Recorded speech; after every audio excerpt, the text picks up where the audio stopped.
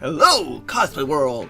This time around, we are back with a crown. This is specifically a crown from a OC character for a HomeStuck spin-off with fancy dresses and things like that. But if you're looking for, say, like a Sailor Moon crown, this is probably a pretty good tutorial on that.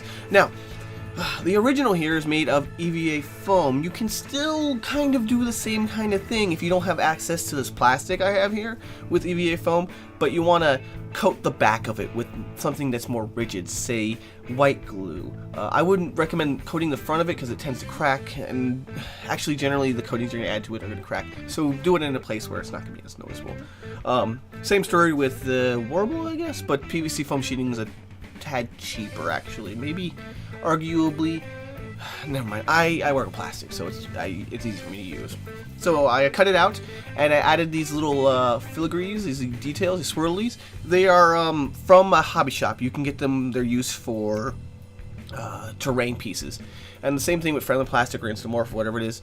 You can get those at hobby shops as well. The real trick is heating them carefully with a heat gun, and that just takes practice with working with plastics. Yes. What do we have here? Oh yeah, I'm just adding the little pearls and details and things like that. The plastic here is going to be fairly flexible, so you can actually have it a little bit smaller in head so that it puts pressure and it doesn't go down. We will be adding wig combs later on to secure it in place because clearly it doesn't go completely around the head. And off camera, I have sanded and smoothed all those little curly cues so that they look nice and as if they're one continuous piece here. And I'm also rounding the inside of the crown so it's nice and smooth. It's not sharp or pointy when we put it on our head.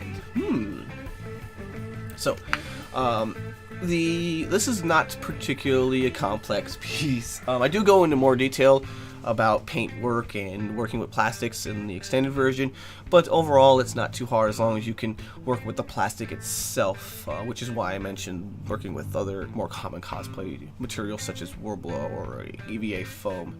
Now, here is a fairly good demonstration as to why the base coat matters. On my first go, I used this dark brown, or this brown, I guess. And as you can see, the gold on top is not very shiny, it's not very bright.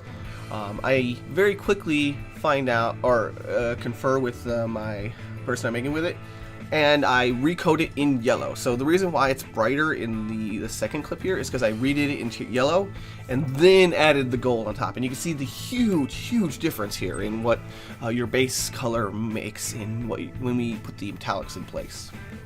Rah. And here we just have some wig combs. We're going to be hot gluing them in place.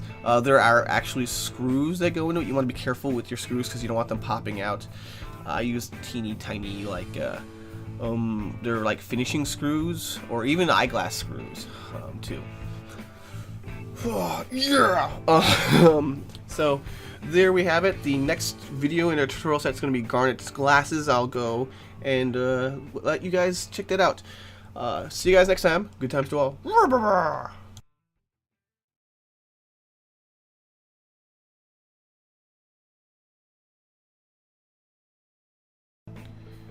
Hey, over at finalcosplaycore.com, we have a ton more cosplay awesomeness. You should check it out. Rah!